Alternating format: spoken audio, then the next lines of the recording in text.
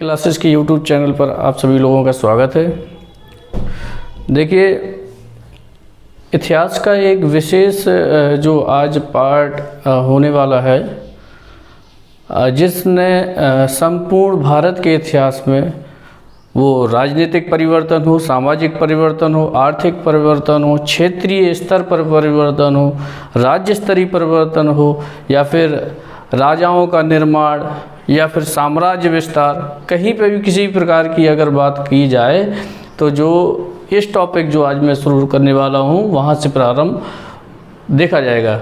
सबसे ज़्यादा जो अभी तक जो पूर्व में पढ़ते रहे, इसके पहले मगध के उत्कर्ष के पहले जो भी हम लोगों ने देखा, उसमें एक बहुत ही अंतर समझ में आता है कि इतिहास के प्राचीन इतिहास के प्रारंभिक पार्ट में, चाहे वो आपका प्रागैतिहासिक काल हो, वैदिक सभ्यता हो, वैदिक काल के आगे जो भी काल आए, उसके बाद उसमें एक संस्कृति जैसी चीज़ें दिखाई देती हैं। वहीं जो राजवंश प्रारंभ जहाँ से होता है, जैसे जैन और बौद्ध ग्रंथों के अनुसार देखा गया है कि जैन और बौद्ध ग्रंथों से जानकारी प्राप्त होती है कि ग्राम, विश्व, जनपद और महाजनपद, यानी कि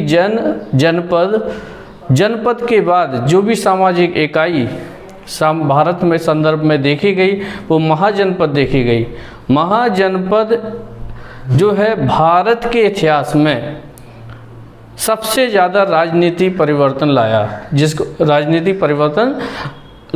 जिसमें से देखा गया है कि जैन ग्रंथों के अनुसार और बौद्ध ग्रंथों के अनुसार हमें प्राप्त होता है कि भारत में कुल 16 महाजनपदों का उदय हुआ था, जो है ग्राम, विश्व, जनपदों का एकत्रीकरण हुआ और 16 महाजनपद जब अस्तित्व में आए, उन 16 महाजनपदों में जो सबसे महत्वपूर्ण और शक्तिशाली महाजनपद आया वो आया मगध। मगध भारत का प्राचीन और राजनीतिक दृष्टि से सबसे महत्वपूर्ण महाजनपद के रूप में स्थापित हुआ। 16 महाजनपदों में से जो मगध महाजनपद था, मगध महाजनपद एक केंद्र बिंदु था।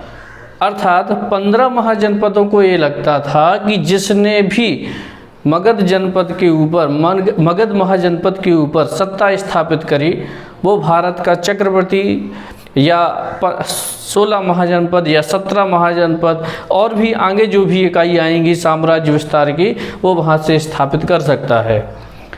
इसीलिए जो है केंद्र बिंदु माना गया मगध। मगध क्यों केंद्र माना गया? देखिए, मगध के बारे में कहा जाता है कि मगध के उत्कर्ष या मगध का केंद्र बिंदु होना, मगध 16 महाजनपदों में मगध का प्रमुख स्थान इसलिए आया क्योंकि मगध में 3 प्रकार की विशेषताएं देखी गई। जिसमें सबसे महत्वपूर्ण विशेषता थी भौगोलिक स्थिति, मगध की भौगोलिक स्थिति। दूसरी जो महत्वपूर्ण स्थिति थी वह थी आर्थिक स्थिति। मगध की दूसरी महत्वपूर्ण स्थिति थी आर्थिक स्थिति। और तीसरी जो महत्वपूर्ण स्थिति मानी गई है वो मानी गई है सैन्य स्थिति। अर्थात मगध इन 3 विशेषताओं के कारण सबसे ज़्यादा महत्वपूर्ण स्थान रखता है 16 महाजनपदों में से। इसीलिए प्रतिस्पर्धा की दौर में 16 महाजनपदों में से प्रत्येक राजा ये सोचता था, प्रत्येक महाजनपद का राजा ये सोचा कि मगध पर मुझे अधिकार करना है, जिससे मुझे उसकी भौगोलिक महत्वता प्राप्त होगी, आर्थिक स्थिति मेरी साम्राज्य की प्राप्त होगी, सैन्य स्थिति भी बहुत अच्छी होगी। जैसे अगर हम देखें कि भौगोलिक स्थिति क्या थी, भौगोलिक स्थिति मगध की इसलिए महत्वपूर्ण मानी जाती है क्योंकि मगध में जो आने वाले समय में 2 प्रकार की राजधानी देखी गई। वो एक प्रमुख राजधानी थी राजगृह और दूसरी महत्वपूर्ण राजधानी थी पाटलिपुत्र।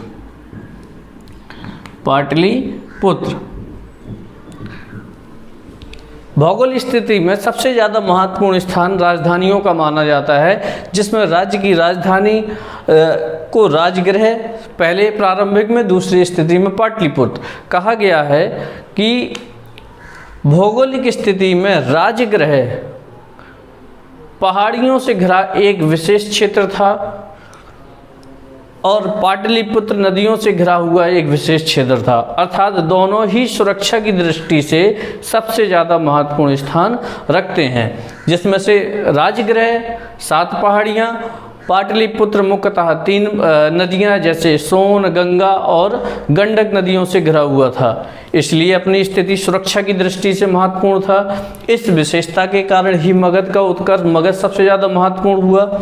आर्थिक दृष्टि, नदियों के कारण होने के कारण यह क्षेत्र, ये देखा गया आर्थिक स्थिति का सबसे महत्वपूर्ण क्षेत्र कि भारत के जो है दक्षिण पूर्व में स्थित जो क्षेत्र था, जो कि उत्तर के भी दक्षिण में था, वो क्षेत्र माना गया है मगध।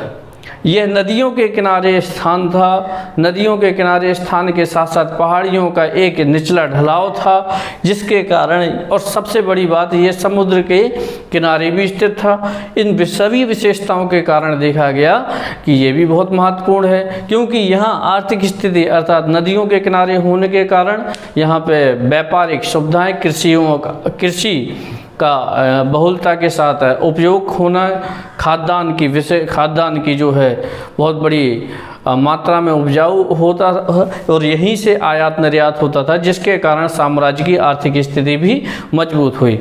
तीसरी सबसे महत्वपूर्ण बात है सैन्य स्थिति। सैन्य स्थिति की विशेषता यह थी कि जब तक भारत में लोहे की खोज नहीं हुई थी, तब तक भारत में विभिन्न प्रकार की क्रांति नहीं हुई, चाहे वो सामाजिक क्रांति हो, चाहे कृषि क्रांति हो। लोहे की खोज हो जाने के कारण कृषि क्रांति में भी बहुत आमूलचूल परिवर्तन हुआ। लोहे की खोज अर्थात ये वाला क्षेत्र अपने खनिज उत्पादन के लिए बहुत जाना जाता है, जिसमें सबसे ज़्यादा महत्वपूर्ण खनिज लोहा को देखा गया है, जिसने जो है भारतीय साम्राज्य में जो है सैन्य शक्ति, चाहे वो अस्त्रों का निर्माण हो, चाहे वो कृषि की दृष्टिकोण से उपजाऊ हो, इस विशेष प्रकार की विशेषताओं के कारण जो है इस सैन्य स्थिति मजबूत हुई। दूसरी बात, सैन्य का प्रमुख कारण ये जो क्षेत्र माना जाता है, ये जंगलों से भी घिरा हुआ क्षेत्र था, जो कि अपने व्यापारिक युद्ध सुरक्षा के लिए भी महत्वपूर्ण था। जंगल होने के कारण यहाँ पे हाथियाँ भी विशेष बहुलता की अवस्था में पाई गई, और इसे हाथियों के कारण जो कि सैन्य शक्ति में भी वृद्धि हुई। सैन्य शक्ति में वृद्धि होने के कारण अर्थात इन तीनों विशेष प्रकार की विशेषता होने के कारण 16 महाजनपदों में मगध का प्रमुख स्थान आया। और इसी विशेषता को ध्यान में रखते हुए जितने भी राजा महाराजा थे, सबका ध्यान मगध को पाने में लग गया। और इसी जो है मगध को पाने में जो पहला राजवंश जो अस्तित्व में आया, जिसे बृहद्रथ राजवंश कहा जाता है। बृहद्रथ राजवंश अर्थात देख लेते हैं,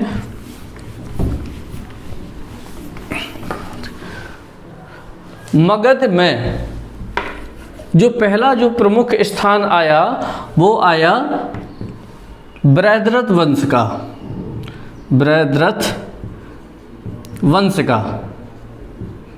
वैद्रथ वंश अर्थात मगध साम्राज्य का जो पहला राजवंश था, वो बृहद्रथ वंश था। कई बार क्वेश्चनों में पूछा गया कि मगध पर पहला वंश कौन था, पहला साम्राज्य कौन स्थापित हुआ, तो बृहद्रथ वंश हुआ, जिसके संस्थापक के रूप में जिसके संस्थापक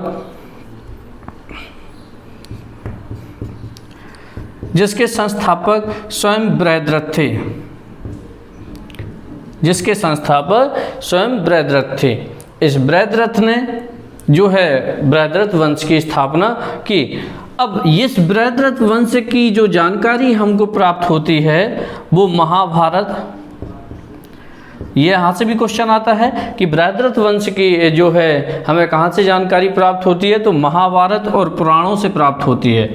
महाभारत और पुराणों से इसकी जानकारी प्राप्त होती है। अर्थात यहाँ से स्पष्ट क्वेश्चन आ जाता है। फिर से रिपीट करता हूँ कि भारत में पहला जो राजवंश था वह कौन वंश था? बृहद्रथ वंश था। बृहद्रथ वंश का संस्थापक कौन था? बृहद्रथ था। और बृहद्रथ वंश की जानकारी हमें कहाँ से प्राप्त होती है? पुराणों तथा महाभारत से प्राप्त होती है। इस बृहद्रथ वंश में जो सबसे महत्वपूर्ण शासक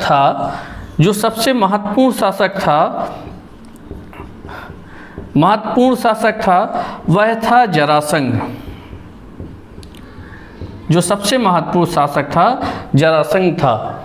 यह जरासंध का जो कालांतर में एक युद्ध देखा जाता है वह देखा जाता है भीम के साथ, जो कि महत्वपूर्ण था। इस भीम के साथ युद्ध होने के कारण भीम के साथ एक मल्ल युद्ध हुआ था। इस मल्ल युद्ध में भीम के द्वारा जरासंध की हार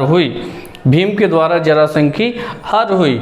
और इस वंश का जो अंतिम शासक था जो है रिवंजू। यहीं से भी क्वेश्चन आ जाता है। सबसे पहले क्वेश्चन आएगा कि भारत का प्रथम राजवंश कौन सा था? तो बृहद्रथ वंश था। बृहद्रथ वंश की स्थापना किसने की थी? बृहद्रथ ने की थी। बृहद्रथ वंश की जानकारी हमें कहाँ से प्राप्त होती है? महाभारत तथा पुराणों से प्राप्त होती है। और बृहद्रथ वंश का जो सबसे महत्वपूर्ण शासक कौन था? वह जरासंध था।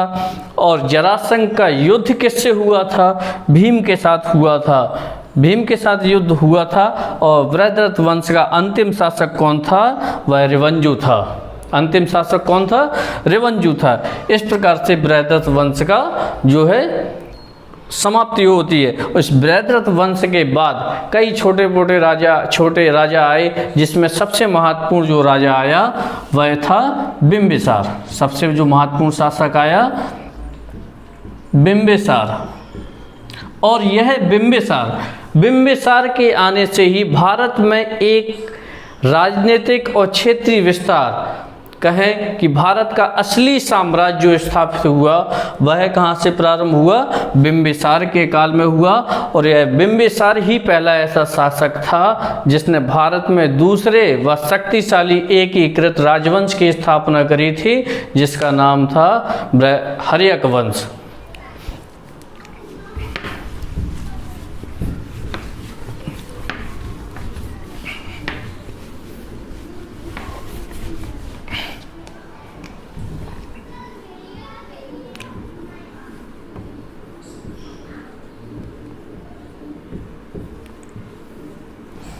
हर्यक वंश।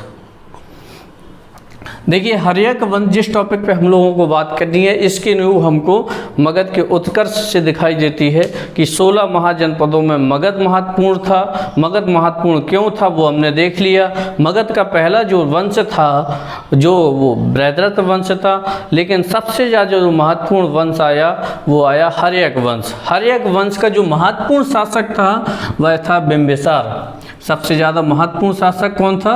बिंबिसार। और इसी बिंबिसार को ही हर्यक वंश का संस्थापक ही कहा जाता है। हर्यक वंश का संस्थापक। यहाँ से कई बार क्वेश्चन आया कि हर्यक वंश का संस्थापक कौन था? तो वह बिंबिसार था। और बिंबिसार एक ऐसा भारत का पहला शासक था जिसने भारत की सेना को एकीकरण करने का प्रयास किया। इसीलिए बिंबिसार को सैनीय भी कहा जाता है। बिंबिसार को सैनीय भी कहा जाता है। बिंबिसार ने साम्राज्य विस्तार किया था, इसीलिए बिंबिसार को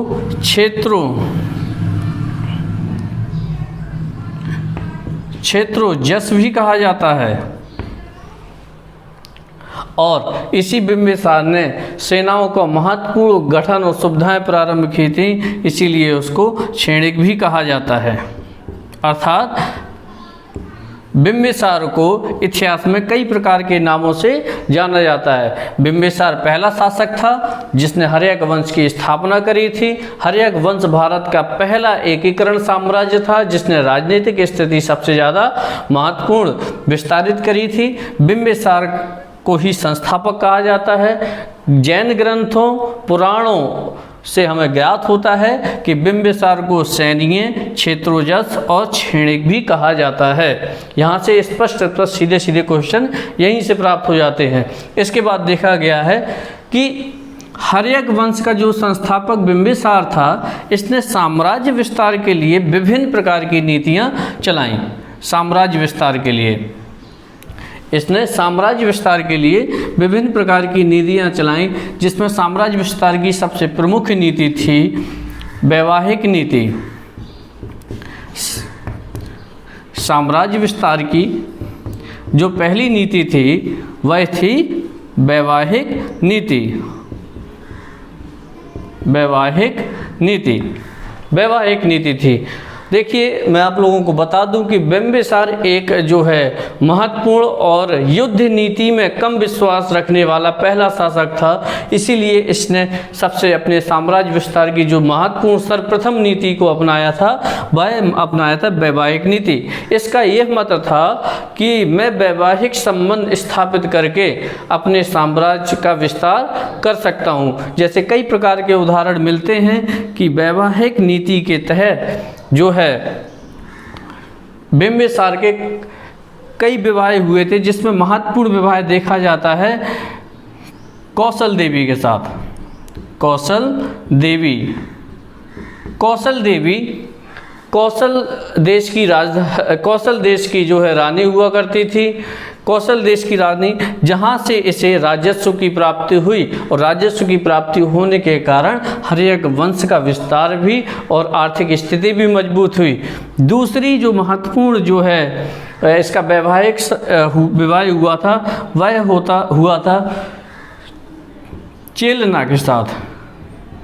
चेलना के साथ, यह चेलना राजा चेटक की पुत्री थी, राजा चेटक की बहन थी, और इसी चेलना के साथ इसका विवाह हुआ था। और इसी चेलना का पुत्र ही अजातशत्रु था। इसके बाद में इसका जो विवाह हुआ था विदेह देश की राजकुमारी विदेहवासिनी से। विदेहवासिनी से भी इसका विवाह हुआ था। अर्थात कौशल देवी, चेलना तथा विदेहवासिनी से भी इसका विवाह हुआ था। एक विवाह और इसका जो हुआ था वो मध्य देश की राजकुमारी क्षेमा, जिसे खेमा के नाम से भी जाना जाता है, इसका विवाह इससे भी हुआ था। अर्थात वैवाहिक स्थिति के द्वारा देखा गया है कि बिंबिसार का विवाह महत्वपूर्ण 4 रानियों के साथ हुआ था, जिसमें कौशल साम्राज्य की पुत्री कौशल देवी थी, चेलना के जो कि प्रसेनजीत की बहन थी, दूसरी शादी इसकी चेटक की बहन चेटक की पुत्री चेलना से हुई थी। वहीं विदेह राजकुमारी विदेहवासिनी से भी इसका विवाह हुआ था और मध्य प्रदेश की राजधानी खेमा से हुआ था। इसमें देखा गया कि जहाँ की भी ये राजकुमारी थी, भारत के विभिन्न क्षेत्रों से अपने संबंध रखती थी। जब विविध क्षेत्रों से संबंध रखने के कारण हर्यक वंश का विस्तार भी यही हुआ। जैसे प्रसेनजीत की पुत्री जो है प्रसेनजीत की बहन कौशल देवी से जो विवाह हुआ था, उसमें देखा गया इसने बिहार और उत्तर प्रदेश के कुछ क्षेत्रों को लिया था। राजा चेलना की पुत्री के कारण मध्य प्रदेश और उत्तर प्रदेश का क्षेत्र आया। विदेहवासिनी जो क्षेत्र था वो आपका वर्तमान के पंजाब और आपका पाकिस्तान क्षेत्र से था। मध्य देश की राजकुमारी खेमा का भी विवाह हुआ था, जो कि पंजाब प्रांत से संबंध रखते हैं। अलग अलग प्रांतों के कारण क्षेत्र विस्तार भी हुआ। इसने बिंबिसार ने दूसरी जो महत्वपूर्ण नीति को अपनाया था, दूसरी जो महत्वपूर्ण नीति थी वह नीति थी इसकी युद्ध नीति। दूसरी जो नीति थी इसकी युद्ध नीति थी। इस युद्ध नीति के तहत भी जो है अपने साम्राज्य को विस्तार किया। और जो तीसरी महत्वपूर्ण नीति थी वो थी आपकी मित्रवत नीति। इस मित्रवत नीति के तहत जो है बिंबिसार ने उदाहरण के तौर पर देखा जाए है कि बिंबिसार के साम्राज्य में एक महत्वपूर्ण राजवैद्य निवास करते थे जिनका नाम था जीवक। राजवैद्य जिसका नाम था जीवक। कई बार क्वेश्चनों में पूछा गया है कि जीवक किस साम्राज्य से संबंधित रखते हैं? हर्यक वंश से संबंधित रखते हैं। बिंबिसार के राजवैद्य का नाम क्या था? जीवक था। इस मित्रवत संबंध के तहत राजा बिंबिसार ने अपने राजवैद्य जीवक को महात्मा बुद्ध और राजा प्रघोत कि यहाँ इनका इलाज कराने की भेजा, जिससे स्पष्ट दिखाई देता है कि जो है इनके संबंध जो है साम्राज्य विस्तार के तहत थे, अर्थात मित्रवत संबंध स्थापित किए जिससे अपने साम्राज्य को इन्होंने विस्तारित किया। अर्थात फिर से रिवीजन के तौर पर देखें, भारत का पहला जो राजवंश था, जो महत्वपूर्ण राजवंश के रूप में देखा जाता था, वो हर्यक वंश था। हर्यक वंश का संस्थापक कौन था? बिंबिसार था। बिंबिसार का जो समयकाल अगर देखा जाए तो 544 से लेकर 492 के मध्य दिखाई देता है। 544 से 492 के मध्य दिखाई देता है। 544 में ही बिंबिसार ने हर्यक वंश की स्थापना करी थी और युद्ध नीति के तहत और मित्रवत नीति के तहत तथा वैवाहिक नीति के तहत अपने साम्राज्य को विस्तार किया था। और इसी बिंबिसार को जैन और बौद्ध ग्रंथों के अनुसार क्षेत्रोजस छेड़ीय कहा जाता है। इस प्रकार की जो है इसकी विशेषता थी। साथ में ये भी देखा गया है कि बिंबिसार ने अपनी राजधानी सर्वप्रथम किसको बनाया? अर्थात बिंबिसार ने अपनी राजधानी राजगृह को बनाया था, जो कि पहाड़ियों से घिरा हुआ क्षेत्र था, जो कि मगध का बहुत ही महत्वपूर्ण स्थल था, अर्थात युद्ध और बाहरी आक्रमण के लिए सबसे सुरक्षित क्षेत्र देखा गया। इसी को राजगृह को अपनी पहली राजधानी अर्थात प्रथम राजधानी और अंतिम राजधानी के रूप में इसने स्थापित किया। कई बार क्वेश्चन आ जाता है कि बिंबिसार ने अपनी राजधानी किसको बनाया था? तो राजगृह को बनाया था। बिंबिसार जो है कि जो राजगृह क्यों बनाया था? क्योंकि राजगृह पहाड़ियों से घिरा हुआ क्षेत्र था। इसी घिरे हुए क्षेत्र के कारण, जो कि अपनी सुरक्षा की दृष्टि से सबसे ज़्यादा महत्वपूर्ण था, इसी महत्वता के कारण ही बिंबिसार ने इसको जो है अपनी राजधानी बनाया। लेकिन मैं एक और बात बता दूं आपको, कई बार जो है बच्चों को कन्फ्यूजन हो जाता है कि बिंबिसार और बिंदुसार दोनों एक ही जैसे नाम हैं। तो याद रखिएगा, बिंबिसार का सबसे जो है संबंध भारत के प्रथम राजवंश से है। भारत के प्रथम राजवंश से बिंबिसार का संबंध है, जबकि बिंदुसार जो है मौर्य साम्राज्य से संबंधित रखता है। इसलिए विशेष ध्यान देने की बात यह है कि बिंदुसार और बिंबिसार में बिल्कुल कन्फ्यूज होने की बिल्कुल कतई ज़रूरत नहीं है। बिंदुसार मौर्य साम्राज्य से और बिंबिसार हर्यक वंश है, अर्थात हर्यक वंश का संस्थापक बिंबिसार तथा मौर्य वंश का जो दूसरा महत्वपूर्ण शासक था वो था बिंदुसार। ठीक है। इसके बाद में इसी वंश के अंतिम समय में अर्थात अपने साम्राज्य विस्तार की नीति के तहत एक अंग महाजनपद था। अंग महाजनपद, इस अंग महाजनपद को जो है अंग महाजनपद में ही इसने अपने पुत्र अजातशत्रु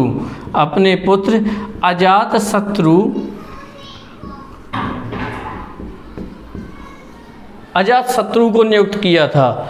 यहाँ से भी क्वेश्चन आ जाता है कि बिंबिसार ने अपने पुत्र अजातशत्रु को कहाँ नियुक्त किया था? तो अंग महाजनपद में, अंग क्षेत्र में जो है अंग राज्य में नियुक्त किया था।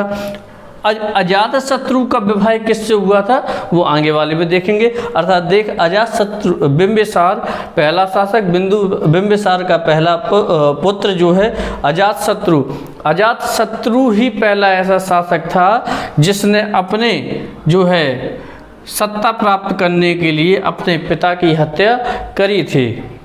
और इसी पिता की हत्या के कारण ही अजातशत्रु को कुणिक भी कहा जाता। हर्यक वंश का जो दूसरा महत्वपूर्ण शासक था वह था अजातशत्रु। दूसरा महत्वपूर्ण शासक था अजात शत्रु। अजात शत्रु को दूसरा महत्वपूर्ण शासक के रूप में देखा गया हर्यक वंश का। हर्यक वंश का दूसरा शासक अजात शत्रु ने अपनी सत्ता प्राप्त करने के लिए अपने पिता बिंबिसार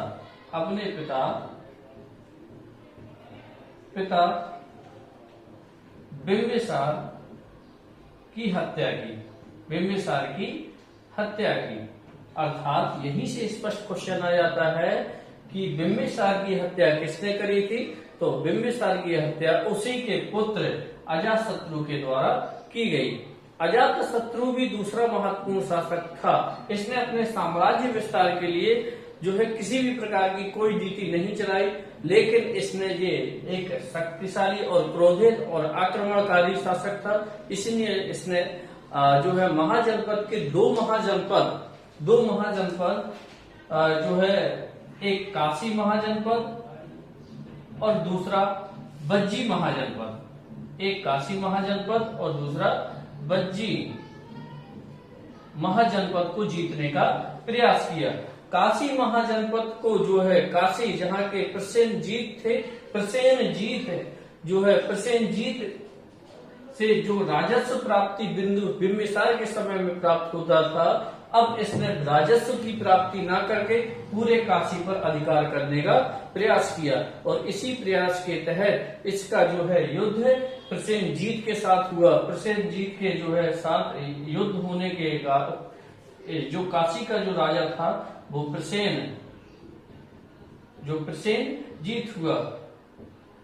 प्रसेनजीत का जो युद्ध था वो अजातशत्रु के साथ हुआ, जिसमें अजातशत्रु विजय हुए और इसी विजय के कारण प्रसेनजीत ने अपनी पुत्री का जो है विवाह अजातशत्रु के साथ कर दिया। अर्थात स्पष्ट होता है अजातशत्रु का विवाह किस राजा के राजकुमारी के साथ हुआ था? प्रसेनजीत की पुत्री जो है के साथ हुआ था, जो कि प्रसेनजीत काशी जो है महाजनपद के राजा हुआ करते थे। दूसरा जो महत्वपूर्ण जो है साम्राज्य विस्तार के तहत बज्जी महाजनपद महत्वपूर्ण था। लेकिन बता दूं कि बज्जी महाजनपद 16 महाजनपदों में भी बहुत अधिक शक्तिशाली साम्राज्य के रूप में था, क्योंकि बज्जी महाजनपद में 8 राजाओं का शक्तिशाली संगठन निवास कर रहा था। इन 8 राजाओं को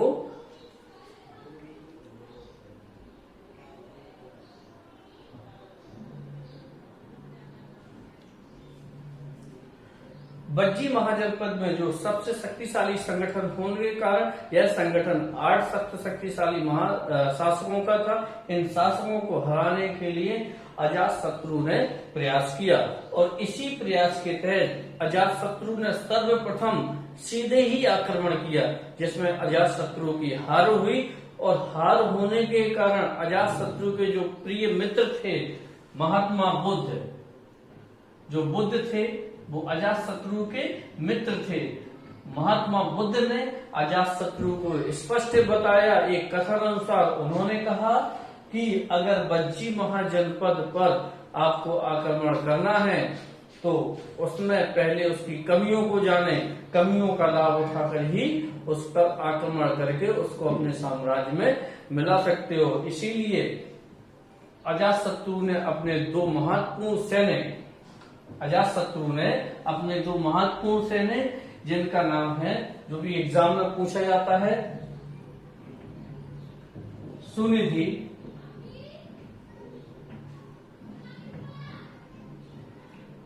तथा वसस्कर, सुनिधि तथा वसस्कर जैसे जो है सैनिकों को बज्जी साम्राज्य में भेजा और उनकी कमियों को जानकर उचित समय में जो है आक्रमण किया और बज्जी महाजनपद को हर्यक वंश में मिलाया और साम्राज्य विस्तार किया। अर्थात बज्जी महाजनपद जो है कि युद्ध में अजातशत्रु के द्वारा दो महत्वपूर्ण अस्त्रों, जो कि कई प्रकार के एग्जामों में पूछा गया है कि वहां बज्जी महाजनपद को जीतने के लिए अजातशत्रु ने किस प्रकार के अस्त्रों का प्रयोग किया था, कौन कौन से अस्त्रों का प्रयोग किया था। तो मैं आपको बता दूं, जो सबसे महत्वपूर्ण जो अस्त्र था वह था रथ मूलक, अर्थात पहले जो अस्त्र का प्रयोग उन्होंने रथ मूलक का किया था, और जो दूसरा महत्वपूर्ण जो है अस्त्र था महाशिला कंटक, अर्थात पहला रथ मूलक और दूसरा महाशिला कंटक। अजातशत्रु ने बज्जी महाजनपद को जीतने के लिए दो महत्वपूर्ण अस्त्रों का प्रयोग किया था, रथ मूलक और जो है महाशिलाकंटक। कई बार एग्जाम में पूछा गया है। अजातशत्रु, फिर से रिवीजन के तौर पर, अजातशत्रु हर्यक वंश का दूसरा महत्वपूर्ण शासक था, जिसका समयकाल 492 से लेकर 460 बीसी अर्थात ईसा पूर्व था। अजातशत्रु ने सत्ता स्थापित करने के लिए अपने पिता की हत्या करी थी। अजातशत्रु जो है अपने साम्राज्य विस्तार के तहत अजातशत्रु ने दो महत्वपूर्ण महाजनपद, काशी महाजनपद को जीता और दूसरा शक्तिशाली संगठन का केंद्र जो बज्जी था उसको जीतने का प्रयास किया। उस प्रयास के तहत अपने जो है बज्जी महाजनपद की कमियों को जानने के लिए अजातशत्रु ने अपने दो महत्वपूर्ण सैनिकों को सुनिधि और वशस्कर को भेजा, और इन्हीं के द्वारा पता की गई कमियों का लाभ उठाकर अजातशत्रु ने बज्जी महाजनपद के ऊपर आक्रमण किया। इस आक्रमण में अजातशत्रु के द्वारा दो अस्त्रों का प्रयोग किया गया, रथ मूलक और महाशिला कंटक। अजातशत्रु ने अपने जो है साम्राज्य की राजधानी राजगृह को बनाया, अपने साम्राज्य की राजधानी राजगृह को बनाया, अपने साम्राज्य की राजधानी। कई बार क्वेश्चन आ जाता है कि बिंबिसार के साम्राज्य में हर्यक वंश की राजधानी कौन थी, वो भी राजगृह थी। अजातशत्रु के इस काल में भी सबसे महत्वपूर्ण राजधानी कौन सी थी, या कौन सी राजधानी थी, वह भी राजगृह थी, जो कि बिहार में पड़ता है। अब अजातशत्रु के काल में जो सबसे ज्यादा महत्वपूर्ण घटना घटी थी वह घटी थी 483 ईसा पूर्व में। 483 ईसा पूर्व में जो सबसे महत्वपूर्ण घटना थी, इस घटना में महात्मा बुद्ध का महापरिनिर्वाण हुआ था, जो कि कुशीनगर में हुआ था। ये सबसे ज्यादा महत्वपूर्ण घटना घटी थी, और इसी के काल में अजातशत्रु ने 483 ईसा पूर्व में ही जो है पहली बौद्ध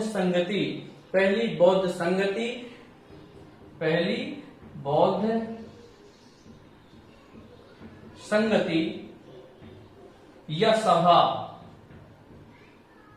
का आयोजन किया था, जो कि यह सभा का आयोजन राजगृह में किया गया था। इस सभा का आयोजन राजगृह में किया गया था, राजगृह में सप्तकर्णी गुफा में किया गया था।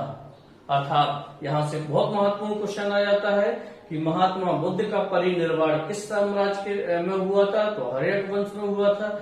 महात्मा बुद्ध का निर्वाण किस राजा के काल में हुआ था, अजातशत्रु के काल में हुआ था। कब हुआ था, 483 ईसा पूर्व में हुआ था।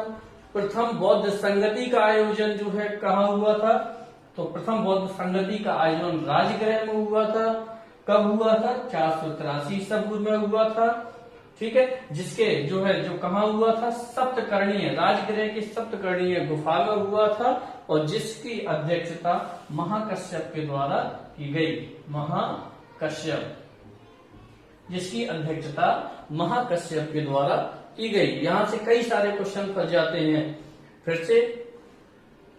ठीक है, और हर्यक वंश का जो तीसरा महत्वपूर्ण शासक था, उस शासक का नाम था,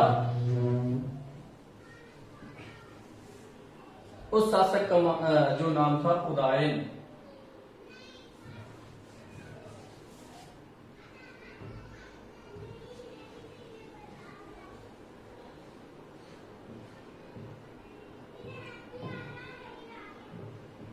उदयन। उदयन को उदयन भी कहा जाता है, उदयन भी कहा जाता है। यह हर्यक वंश का तीसरा महत्वपूर्ण शासक था, तीसरा शक्तिशाली महत्वपूर्ण शासक था। इसकी सबसे महत्वपूर्ण घटना यह घटी कि इसने जो है हर्यक वंश की दूसरी राजधानी पाटलिपुत्र, दूसरी राजधानी पाटलिपुत्र की स्थापना की थी। यह पाटलिपुत्र जो है गंगा सोन